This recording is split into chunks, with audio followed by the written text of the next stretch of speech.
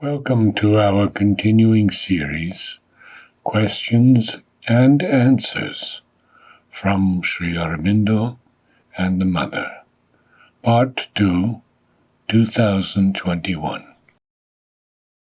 From the Mother.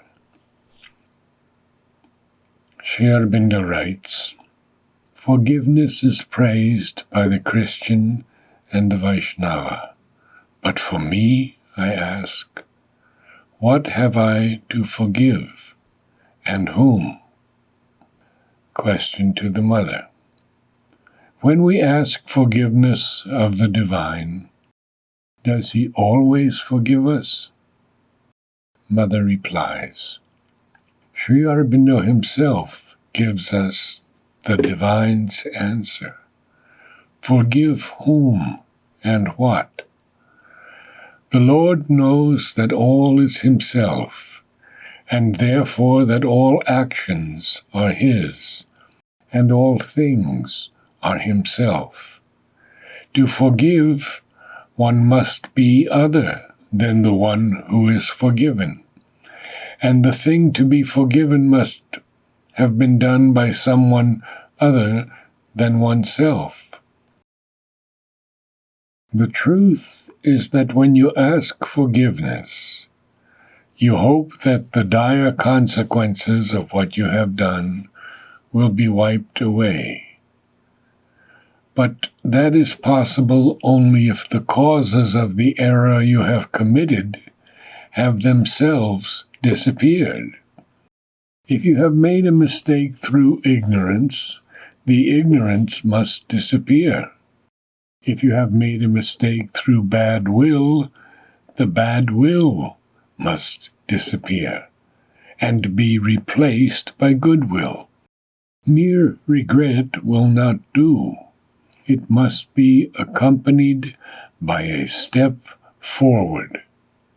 For the universe is constantly evolving. Nothing is at a standstill. Everything is perpetually changing, moving forward or backward. Things or acts that set us back seem bad to us and cause confusion and disorder. The only remedy for them is a radical forward movement, a progress. This new orientation alone can annul the consequences of the backward movement. Therefore, it is not a vague and abstract forgiveness that one should ask of the Divine, but the power to make the necessary progress. For only an inner transformation can wipe out the consequences of the act. 2nd March, 1960.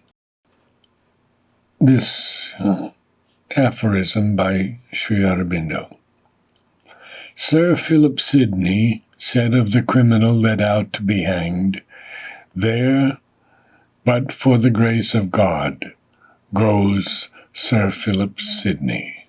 Wiser had he said, "There, by the grace of God, goes Philip Sidney." Question. I have not understood the meaning of this aphorism. Mother. Sir Philip Sidney was a statesman and a poet, but in spite of his success in life, he retained his humble nature. Seeing a criminal being taken to the gallows, he is supposed to have said the famous words, which Sri Aurobindo quotes in his aphorism, and which could be paraphrased like this. Quote, "That could have happened to me too, but for the grace of God." End quote.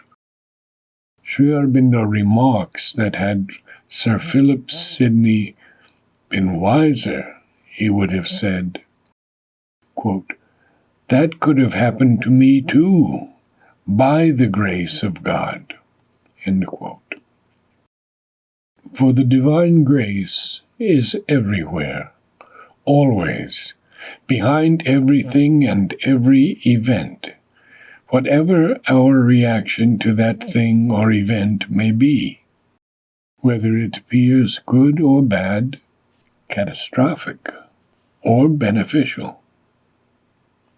And if Sir Philip had been a yogi, he would have had the experience of human unity, and he would have felt concretely that it was himself, or a part of himself, which was being led to the gallows, and he would have known at the same time that everything that happens